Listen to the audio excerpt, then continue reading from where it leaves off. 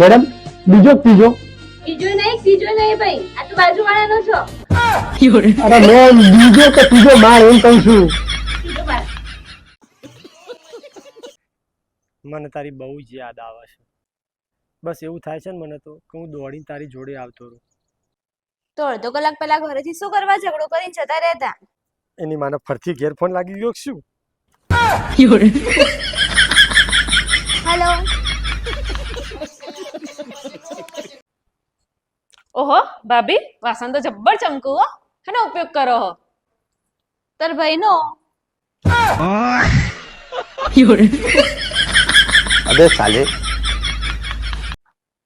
મને માફ કરી દો ને. પણ તે મારું દિલ તોડ્યું છે. તો એ તૂટેલા દિલને ફરીથી જોડી દો. તારી આજુબાજુ ગ્લાસ પડ્યો છે? હા છે ને.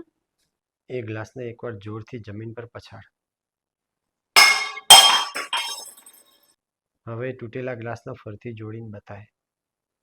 પણ ગ્લાસ તો તૂટ્યો જ નહીં, સ્ટીલનો છે ને.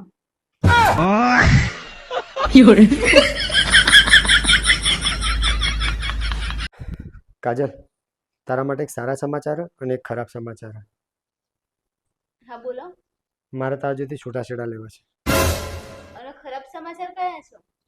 અને ખરાબ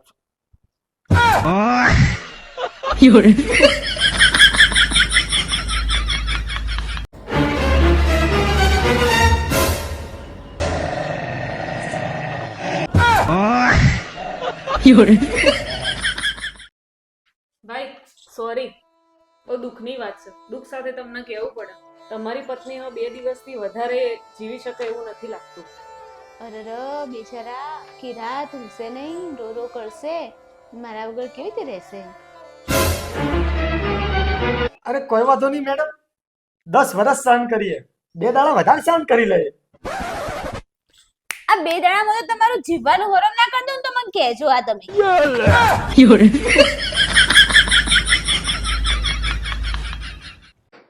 કાજલ, આજો આજો, તાર કપડાં પડી ગયા જો.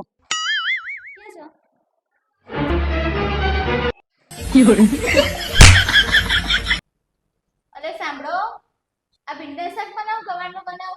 ભીંડાનું બનાય ના હો, મેં તો ગવારનું બનાવી દીધું હો, ખાઈ લેજો. તો પૂછા શું કરવા તા? તે ગોર બાપાએ કીધું તું કે પતિ પૂછીને કામ કરવાનું, એમનું માનવાનું એવી વાત નથી થઈ ગઈ.